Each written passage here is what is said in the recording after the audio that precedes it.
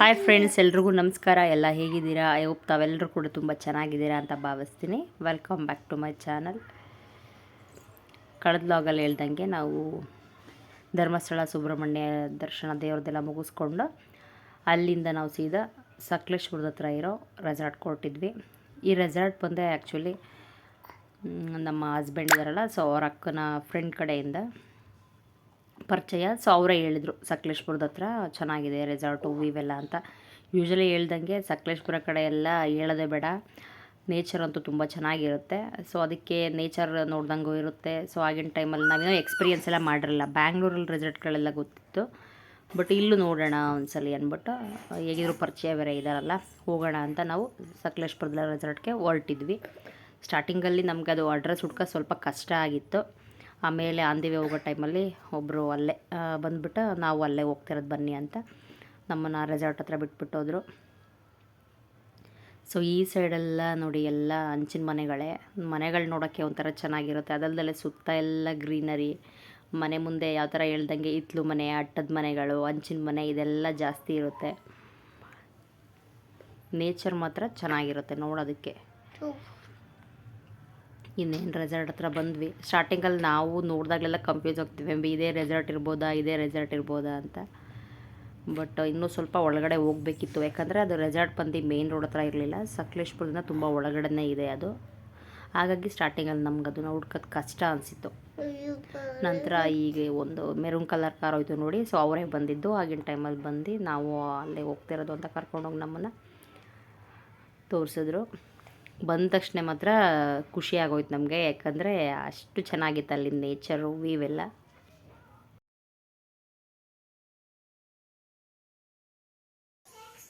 So final ಆಗಿ ನಾವೀಗ ರೆಸಾರ್ಟ್ಗೆ ರೀಚ್ ಆದ್ವಿ.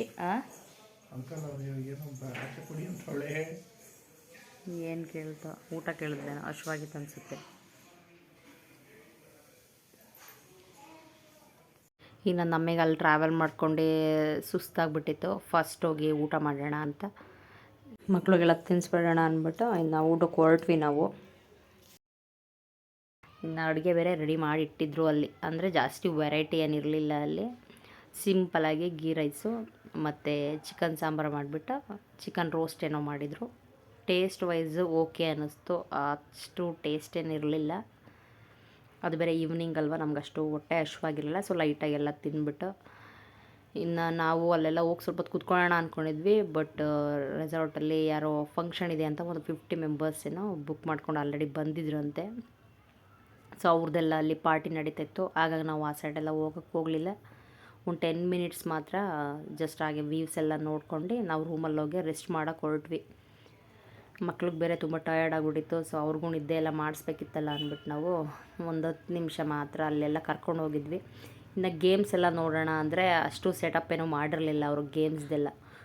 ವೈಸ್ ಅಂತೂ ತುಂಬ ಚೆನ್ನಾಗಿದೆ. ಅಷ್ಟು ಅದನ್ನು ಬಿಟ್ಟರೆ ಅಲ್ಲಿ ಗೇಮ್ಸ್ ಎಲ್ಲ ಅಷ್ಟು ಇಲ್ಲ ಅಂತ ಕಾಣಿಸುತ್ತೆ. ಮೇ ಬಿ ನಾವು ಹೋದಾಗ ಅವರು ಅಷ್ಟಾಗೇನು ಮಕ್ಳಿಗೆ ಆಡೋವಂಥ ಗೇಮ್ಸ್ಗಳೇನು ಜಾಸ್ತಿ ಇಟ್ಟಿರಲಿಲ್ಲ. ಅದರ್ವೈಸು ಇನ್ನಲ್ಲಿರೋ ವ್ಯೂಸ್ ಆಗಲಿ, ಆ ನೇಚರ್ ಆಗಲಿ ತುಂಬ ಸ್ಪೇಷಿಯಸ್ ಆಗಿತ್ತು, ಮಾತ್ರ ಚೆನ್ನಾಗಿತ್ತು. ಸುತ್ತ ಎಲ್ಲ ಅಡಿಕೆ ತೋಟಗಳಿತ್ತು, ಹಿಂದೆ ಒಂದು ಚಿಕ್ಕದೊಂದು ಟೆಂಪಲ್ ಇತ್ತು, ಇನ್ನು ಅಲ್ಲೆಲ್ಲ ಕೊಳ, ಇದೆಲ್ಲ ಮಾತ್ರ ನೋಡೋದಕ್ಕೆ ಚೆನ್ನಾಗಿತ್ತು. ಒಂಥರ ಈ ಗ್ರೀನರಿ ನೋಡಿದಾಗಲೆಲ್ಲ ಮೈಂಡ್ ಸ್ವಲ್ಪ ರಿಲೀಫ್ ಅನಿಸುತ್ತೆ, ಚೆನ್ನಾಗಿತ್ತು. ಸೊ ಮಕ್ಕಳೆಲ್ಲ ನೋಡ್ತಾ ಇದ್ದಾರೆ ಏನಾದರೂ ಗೇಮ್ ಆಡೋದೇನಾದರೂ ಸಿಕ್ಕುತ್ತಾ ಅಂತ. ಬಟ್ ಅವ್ರಿಗೆ ಔಟ್ ಸೈಡೆಲ್ಲ ಅಷ್ಟು ಗೇಮ್ದೇನಿರಲಿಲ್ಲ, ಜೋಲಿ ಮಾತ್ರ ಇತ್ತು. ಸೊ ಮಕ್ಕಳು ಆ ಜೋಗಳನ್ನೆಲ್ಲ ಕೂತ್ಕೊಂಡು ಒಂದು 5 to 10 ಮಿನಿಟ್ಸ್ ಆಡ್ಕೊಂಡಿದ್ರು.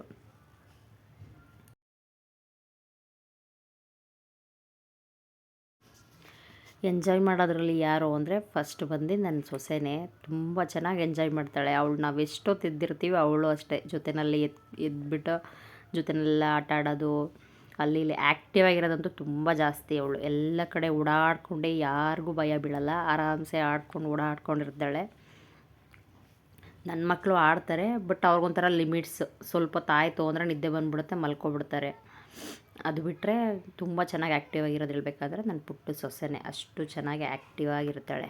ಸೊ ನಮ್ಮವ್ರ ಮಕ್ಕಳನ್ನೆಲ್ಲ ಆ ಸೈಡ್ ಕೂರಿಸ್ಕೊಂಡು ಹಾಗೆ ವಿವೆಲ್ಲ ತೋರಿಸ್ಕೊಂಡು ಕೂತಿದ್ರು. ನಾವು ಒಂದು 10 to 15 ಮಿನಿಟ್ಸ್ ಏನೋ ಜಸ್ಟ್ ಔಟ್ ಸೈಡ್ ಇದ್ವಿ ಅಷ್ಟೇ, ರಿಲ್ಯಾಕ್ಸ್ ಮಾಡೋಣ ಅಂತ. ಆಮೇಲೆ ಆಗಲಿಲ್ಲ. ಇನ್ನು ಸುತ್ತ ಎಲ್ಲ ನೋಡ್ದಂಗೆ ಅಲ್ಲೆಲ್ಲ ನೋಡಿ ಎಷ್ಟು ಅಡಿಕೆ ತೋಟಗಳೆಲ್ಲ ಇದ್ದಾವೆ. ಈ ಮಂಗಳೂರು ಸೈಡೂ ಆಲ್ಮೋಸ್ಟ್ ಈ ಥರನೇ ಇರುತ್ತೆ ಅಂತ ಕಾಣಿಸುತ್ತೆ ಇವೆಲ್ಲ. ಅಲ್ಲೂ ಅಡಿಕೆ ತೋಟಗಳೆಲ್ಲ ಜಾಸ್ತಿನೇ.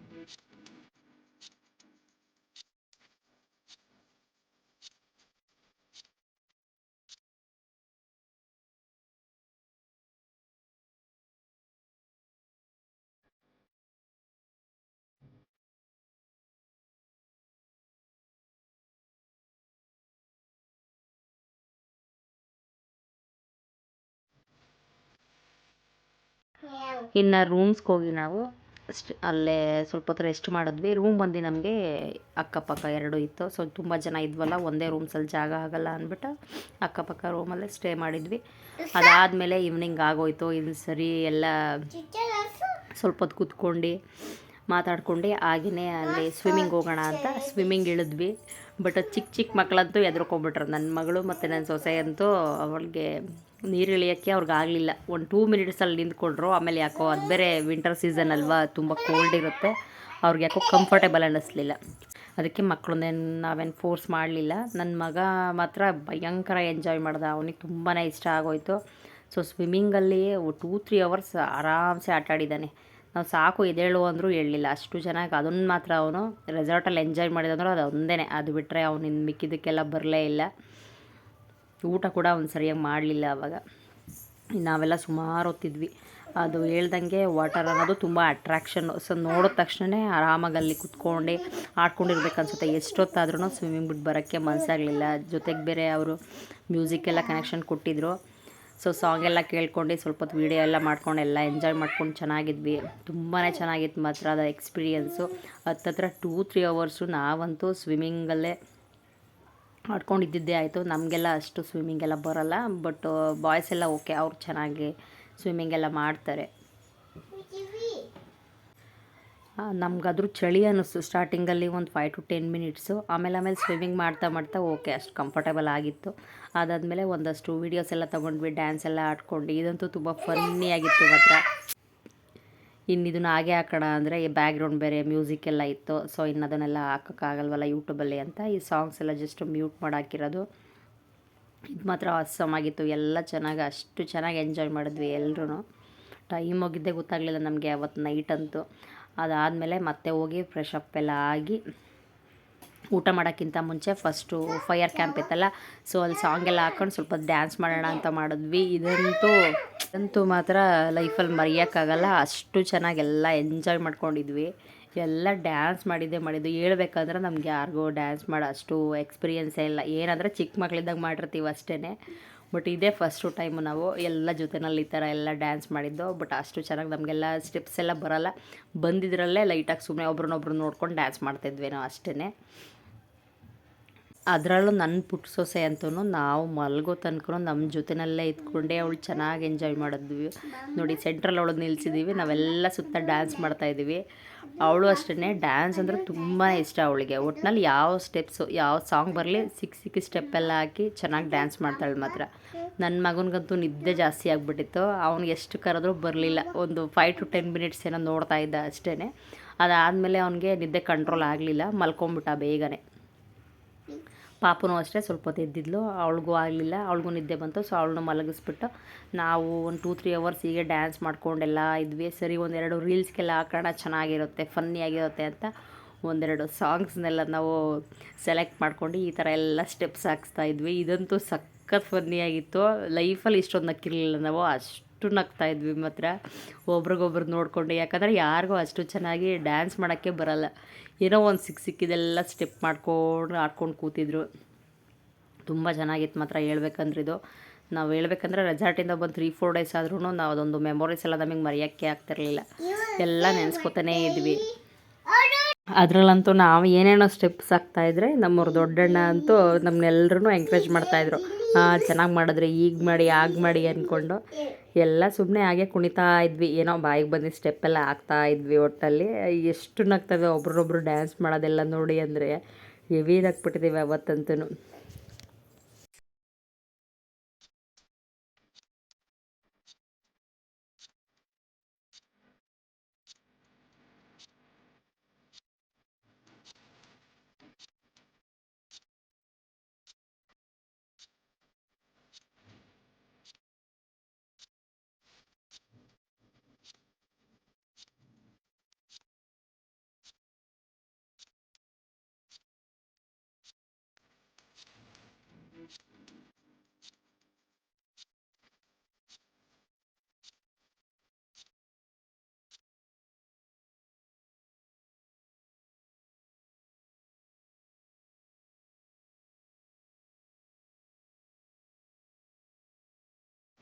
ಸರಿ ಇನ್ನು ಟೈಮ್ ಆಯ್ತಲ್ಲ ಅಂದ್ಬಿಟ್ಟು ನಾವಿನ್ನು ಊಟಕ್ಕೆ ಹೊರಟ್ವಿ. ನೈಟ್ ಊಟ ನೋಡಿದ್ರು ಅಷ್ಟೇನೋ ವೆರೈಟೀಸ್ ಏನಿರಲಿಲ್ಲ. ಚಪಾತಿ ಮಾಡಿ, ಚಿಕನ್ ರೋಸ್ಟ್ ಮಾಡಿ, ಅನ್ನ ಸಾಂಬಾರೇನೋ ಇತ್ತು ಅಷ್ಟೇ. ಇನ್ನು ಟೈಮ್ ಬೇರೆ ಆಗಿತ್ತು, ನಮ್ಗೆ ಹಶ್ವಾಗಿರಲಿಲ್ಲ. ಎಲ್ಲ ಸ್ವಲ್ಪ ಲೈಟಾಗಿ ಊಟ ಮುಗಿಸ್ಕೊಂಡು ರೂಮ್ಗೆ ಹೋಗ್ಬಿಟ್ಟು ಇನ್ನು ಮಲ್ಕೊಂಡ್ವಿ. ನನಗೆ ಬೆಳಗ್ಗೆ ಬೇಗನೆ ಎಚ್ಚರಿಕೆ ಆಗಿತ್ತು. ಇನ್ನು ಒಂದು 10 ನಿಮಿಷ ಏನೋ ಎದ್ದು ನಾನು ಆಚೆ ಎಲ್ಲ ಕೂತ್ಕೊಂಡಿದ್ದೆ. ನೋಡಿದ್ರೆ ನನ್ನ ಮಗ ನನಗಿಂತ ಮುಂಚೆ ಎದ್ಬಿಟ್ಟಿದ್ದೆ. ಹಾಗೆ ವೀವೆಲ್ಲ ನೋಡ್ತಾ ಇದ್ದೆ, ಔಟ್ ಸೈಡೆಲ್ಲ ಚೆನ್ನಾಗಿತ್ತು ಅಂತ. ಆ್ಯಕ್ಚುಲಿ ಬಿಸಿಲು ಬಂದಾಗಂತೂ ಇನ್ನೂ ಚೆನ್ನಾಗಿರುತ್ತೆ.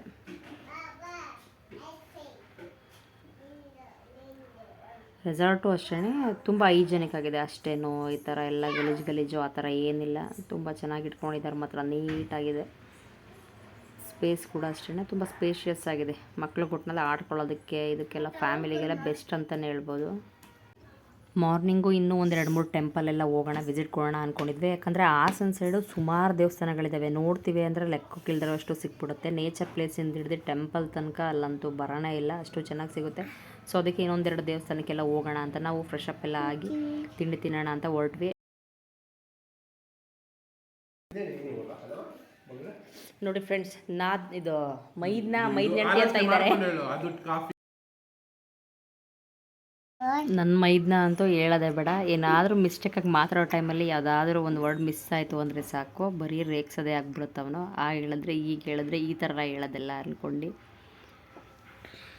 ತಿಂಡಿ ನೋಡಿದ್ರೆ ತುಂಬ ಸಿಂಪಲ್ ಆಗಿತ್ತು, ಮಾತ್ರ ಅಷ್ಟು ವೆರೈಟಿ ಏನು ಮಾಡಿರಲಿಲ್ಲ.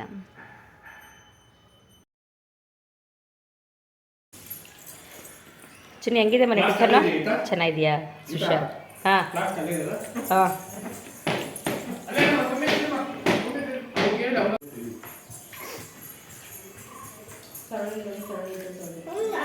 ಇನ್ನೇನು ಮಾಡೋದು? ಇನ್ನು ನಮ್ಮವ್ರು ಸ್ನಾನ ಮಾಡ್ಕೊಳ್ರಿ ಅಂದರೆ ಫಸ್ಟು ಸ್ವಿಮ್ಮಿಂಗ್ ಹೋಗಿ 1-2 ರೌಂಡ್ ಸ್ವಿಮ್ಮಿಂಗ್ ಮಾಡ್ಕೊಂಡು ಆಮೇಲೆ ಬಂದು ಸ್ನಾನ ಮಾಡ್ತೀನಿ ಅಂದರು. ನೈಟ್ ಬೇರೆ ಬಟ್ಟೆಗಳೆಲ್ಲ ಸ್ವಲ್ಪ ತೇವ ಇದ್ವು. ಸೊ ನೈಟೇ ನಾವು ಅಲ್ಲೆಲ್ಲ ಒಣಗಾಕ್ಬಿಟ್ಟು ಆಮೇಲಿಂದ ಒಣಗಿದ್ಮೇಲೆ ತಗೊಳ್ಳೋಣ ಅಂತ ಎಲ್ಲ ಆಚೆನೇ ಹಾಕಿದ್ವಿ. ಇನ್ನು ಪ್ಯಾಕಪ್ ಎಲ್ಲ ಮಾಡಬೇಕಿತ್ತಲ್ಲ, ಹಾಗಾಗಿ ಡ್ರೆಸ್ಗಳು ಏನೇನಿತ್ತು ಎಲ್ಲ ತೆಗೆದು ನಾವು ಜೋಡಿಸ್ತಾ ಇದ್ವಿ. ಇನ್ನು ನಮ್ಮವರು ಸ್ವಿಮ್ಮಿಂಗ್ ಮಾಡೋದು ನೋಡಿ ನನ್ನ ಮಗನೂ ಹೇಳ್ತಾ ಇದ್ದೆ, ನಾನು ಹೋಗ್ತೀನಿ, ನಾನು ಸ್ವಲ್ಪ ಹೊತ್ತು ಬಿಡಿ ಅಂತ. ಅವ್ನು ಆಲ್ರೆಡಿ ಸ್ನಾನ ಎಲ್ಲ ಆಗಿ ತಿಂಡಿ ಎಲ್ಲ ಆಗಿತ್ತು, ರೆಡಿ ಕೂಡ ಮಾಡಿದ್ವಿ. ಬಟ್ ಅವ್ರ ಪಪ್ಪ ಆಡೋದು ನೋಡಿ ಅವನು ನನ್ನನ್ನು ಕರ್ಕೊಂಡು ಹೋಗು ಮಮ್ಮಿ, ನಾನು ಸ್ವಿಮ್ಮಿಂಗ್ ಮಾಡಬೇಕಂತ ಹೇಳ್ತಾ ಇದ್ದ.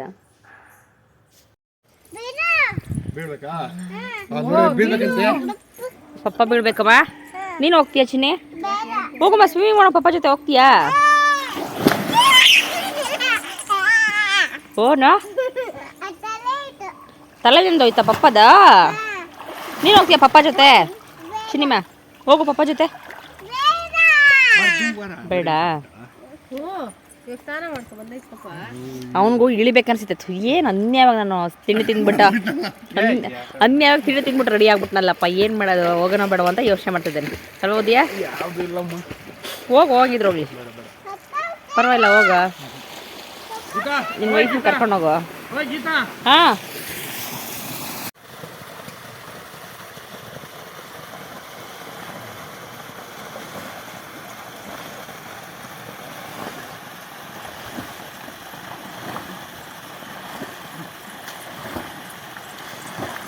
ನಿಮ್ಮ ಮಗಳು ನೋಡ್ರಿ ನೀವು ಹೆಂಗೆ ಎಂಜಾಯ್ ಮಾಡ್ತಿದ್ದೀರಾ ಅವಳು ಅಷ್ಟೇ. ನಮ್ಮ ಪಪ್ಪ ಸ್ವಿಮ್ಮಿಂಗ್ ಮಾಡ್ತಿದೆ ಅಂತ ಅವಳಿಗೂ ಎಂಜಾಯ್ ಅಲ್ಲ ಚಿನ್ನಿವಾ?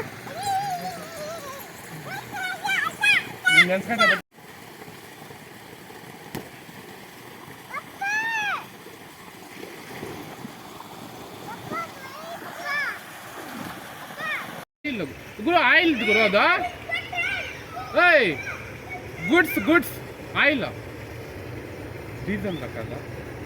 ಹೌದು.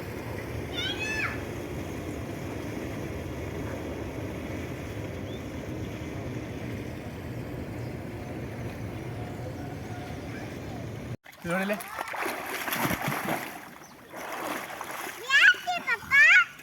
ಯಾಕೆ ಪಪ್ಪ ಅಂತೆ?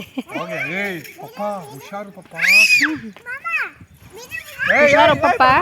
ಹೌದಾ ಚಿನ್ನಿ? ಪಪ್ಪ ಹುಷಾರು. ನೀನು ಹೋಗ್ತೀಯ ಮಾಮ ಜೊತೆ? ಐಶಿಮಾ ಮಾಮ ಜೊತೆ ಹೋಗ್ತೀಯ ನೀನು? ಬೇಡ ಚಲೋ ಸಾಕು. ಸ್ವಿಮ್ಮಿಂಗ್ ಮಾಡ್ತೀಯಾ? ಸ್ವಿಮ್ಮಿಂಗ್ ಮಾಡ್ದಲ್ಲ ಆಗಲೇ? ಸಾಕು ಚೆನ್ನ. ನೈಟೆಲ್ಲ ಅಷ್ಟು ಮಾಡಿಲ್ಲ. ಹಾಂ ನೀನು ಮತ್ತೆ ಇವಾಗ ಸ್ವಿಮ್ಮಿಂಗ್ ಮಾಡಕ್ಕೆ ಹೋದ್ರೆ ಕೋಲ್ಡ್ ಆಗುತ್ತೆ. ಕೋಲ್ಡ್ ಆಗುತ್ತೆ.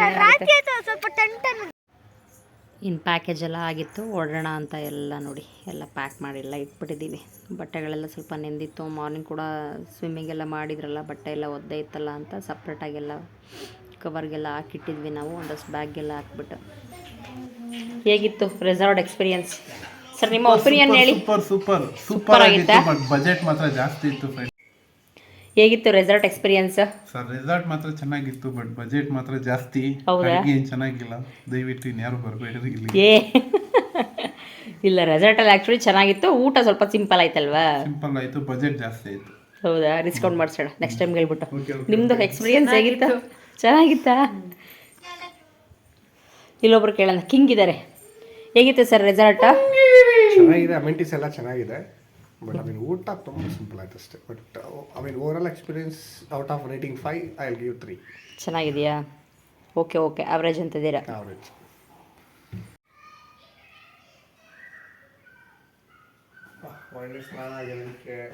ಸರಿ ಬನ್ನಿ ಹೊರಡೋಣ. ಹೋಗ್ಬೇಕಾದ್ರೆ ಒಂದು ಗ್ಲಾಸ್ ಕಾಫಿ ನೋಟಿನ ಮಾಡಿಸ್ಕೊಂಡು ಕುಡಿದ್ಬಿಟ್ಟು ಹೊರಡೋಣ. ನೆಕ್ಸ್ಟ್ ಪ್ಲಾನ್ ಯಾವುದು ಪೆದ್ದ? ಬೇಲೂರು ಹಳೇಬೀಡು ಅಷ್ಟೇನಾ? ಮತ್ತು KR-ಪುರಂ. ಶ್ರವಣ ಬೆಳಗೊಳಕ್ಕೆ ಹೋಗಲ್ವಾ? ಶ್ರವಣಬೆಳಗೊಳ ಹತ್ರನೇ ಕಣೋ, ಹಾಸನ್ಗೆಲ್ಲ ಹತ್ರನೇ. ನೋಡೋಣ, ಇನ್ ಕೇಸ್ ಅಲ್ಲಿ ಫ್ರೀ ಇದ್ರೆ ಹೋಗಿ ಬರೋದು. ಮಂಜಣ್ಣ ಬನ್ನಿ ಹೋಗೋಣ.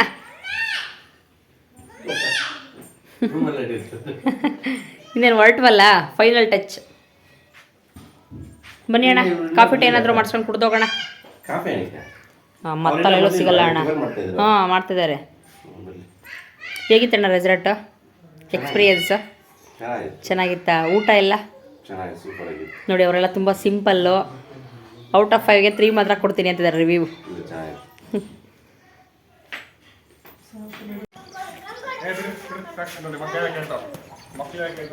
ಬಾಕ್ಸರ್ಸ್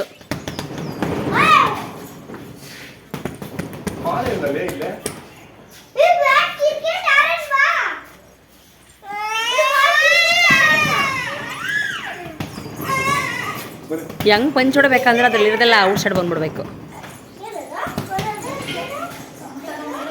ಎಲ್ಲರದ್ದು ರಿವ್ಯೂ ಕೇಳಾಯ್ತು. ಇವಾಗ ನಿಮ್ಮಿಬ್ರದೇ ಬ್ಯಾಲೆನ್ಸ್ ಇರೋದು, ನಿಮ್ಮಿಬ್ರದೇ ರಿವ್ಯೂ ಬ್ಯಾಲೆನ್ಸ್ ಇರೋದು.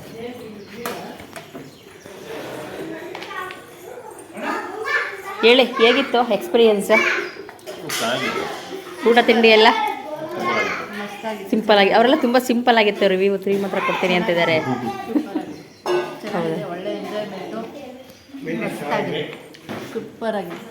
ಎಕ್ಸ್ಪೀರಿಯನ್ಸ್ ಆಯಿತು, ಬಟ್ ಊಟ ತಿಂಡಿ ಸ್ವಲ್ಪ ಸಿಂಪಲ್ ಇತ್ತಲ್ವಾ?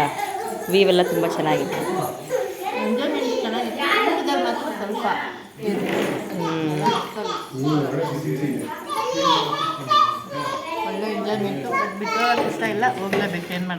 ನೋಡಿ ಒಂದಿನ ಇದ್ದೋಗ್ಬಿಡೋಣ.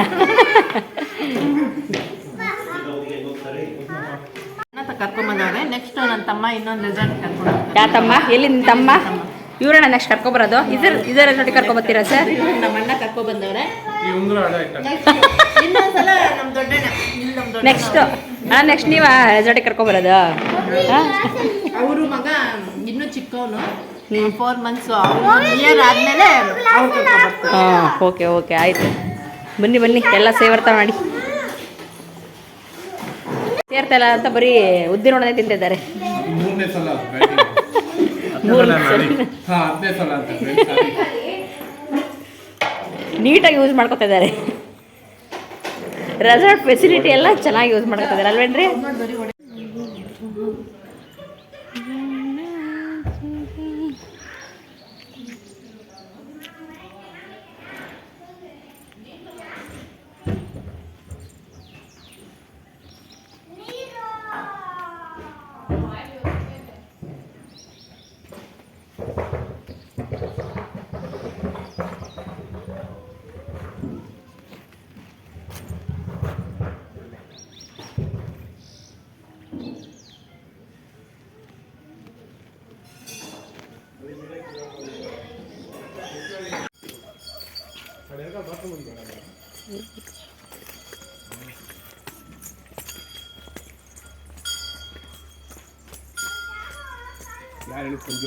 ಬನ್ನಿ, ಎಲ್ಲ ನೇಮ್ ಇದೆ. ಪಂಜುರ್ಲಿ ದೇವ್ರದೇನೆ. ಹಾಂ,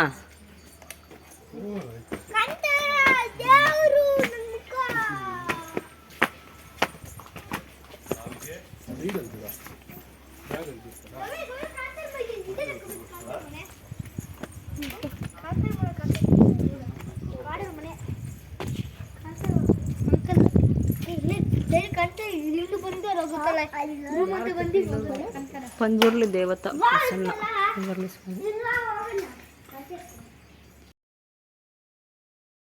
ನಾವಿದ್ದಿದ್ದು ರೆಸಾರ್ಟ್ ಹಿಂದೆನೇ ಪಂಜುರ್ಲಿ ಸ್ವಾಮಿದು ಒಂದು ಚಿಕ್ಕ ದೇವಸ್ಥಾನ ಇತ್ತು. ಸರಿ, ಹೋಗೋಕ್ಕಿಂತ ಮುಂಚೆ ಒಂದ್ಸಲ ದೇವ್ರಿಗೆ ನಮಸ್ಕಾರ ಮಾಡ್ಕೊಂಡು ಹೋಗೋಣ ಅಂತ ಅಲ್ಲಿ ಹೋಗಿ ದೇವ್ರಿಗೆ ನಮಸ್ಕಾರ ಮಾಡಿಕೊಂಡು ಇನ್ನು ಹೊರಟ್ವಿ. ಸೊ ಹೋಗೋಕ್ಕಿಂತ ಮುಂಚೆ ನೋಡೋಣ ಇನ್ನೊಂದೆರಡು ಸಲ ಇವೆಲ್ಲ ಚೆನ್ನಾಗಿದೆಯಲ್ಲ ಅಂತ ನಾನು ಜಸ್ಟು ಸಣ್ಣ ಪುಟ್ಟ ಕ್ಲಿಪ್ಪಿಂಗ್ಸ್ ಎಲ್ಲ ತಗೋತಾ ಇದ್ದೆ. ನೇಚರ್ ಅಂದ್ರೇ ಆಗೆಲ್ಲ ಸ್ವಲ್ಪ ಅಟ್ರಾಕ್ಷನ್ ಅಷ್ಟು ಚೆನ್ನಾಗಿರುತ್ತೆ. ಸೊ ಒಂದೆರಡು ಈ ಫ್ಲವರ್ ಆಗಲಿ, ಸಣ್ಣ ಪುಟ್ಟ ಗಿಡದಾಗಲಿ, ಅದೊಂಥರ ನನಗೆ ಇಷ್ಟ. ಈ ಗ್ರೀನರಿನೆಲ್ಲ ನೋಡಿದ್ರೆ ಪುಟ್ಟದು ಕ್ಲಿಪ್ಸಿಂಗ್ಸ್ ಎಲ್ಲ ತಗೊಂಡು ಸೇವ್ ಮಾಡಿ ಇಟ್ಕೊಬೇಕು ನನ್ನ ಮೊಬೈಲ್ನಲ್ಲಿ. ಒಂದು ಕಡೆಯಿಂದೆಲ್ಲ ತಗೊಂಡು ಇನ್ನೇನು ಹೊರಟ್ವಿ ನಾವು. ಮಕ್ಳಿಗಂತೂ ತುಂಬ ಚೆನ್ನಾಗಿ ಎಂಜಾಯ್ ಮಾಡಿದ್ರು, ಕುಣಿದ್ರು, ಆಡಿದ್ರು. ಒಟ್ಟಿನಲ್ಲಿ ಅವ್ರಿಗೆ ಬಿಟ್ಬಿಟ್ಟು ಬರೋಕ್ಕೆ ಮನಸ್ಸಿರಲಿಲ್ಲ. ಅವ್ರಿಗೆ ಮೇಯ್ನ್ ಅಟ್ರಾಕ್ಷನ್ ಬಂದು ಸ್ವಿಮ್ಮಿಂಗೇ ಆಗಿತ್ತು. ಇನ್ನೇನು ಹೊರಡಲೇಬೇಕಾ ಅಂದ್ಕೊಂಡೆ, ಇಷ್ಟ ಇಲ್ಲದಿರೋ ಮನಸ್ಸಲ್ಲೆಲ್ಲ ಹೊರಟ್ವಿ. ಸೊ ನಮ್ಮ ರೆಸಾರ್ಟ್ ಎಕ್ಸ್ಪೀರಿಯನ್ಸ್ ಈ ಥರ ತುಂಬ ಚೆನ್ನಾಗಿತ್ತು, ಫನ್ನಿಯಾಗಿತ್ತು ಹೇಳಬೇಕಂದ್ರೆ. ಐ ಹೋಪ್ ತಮ್ಮೆಲ್ರಿಗೂ ಈ ವ್ಲಾಗ್ ಇಷ್ಟ ಆಗಿದೆ ಅಂತ ಭಾವಿಸ್ತೀನಿ. ಇಷ್ಟ ಆದವರೆಲ್ಲ ಲೈಕ್ ಮಾಡಿ, ಶೇರ್ ಮಾಡಿ, ಹಾಗೂ ನನ್ನ ಈ ಒಂದು ಚಾನಲ್ನ ಯಾರು ಹೊಸದಾಗಿ ನೋಡ್ತಾ ಇದ್ದೀರಾ ಸಬ್ಸ್ಕ್ರೈಬ್ ಮಾಡ್ಕೊಳ್ಳಿ ಅಂತ ಹೇಳ್ತಾ, ಥ್ಯಾಂಕ್ ಯು ಫಾರ್ ವಾಚಿಂಗ್.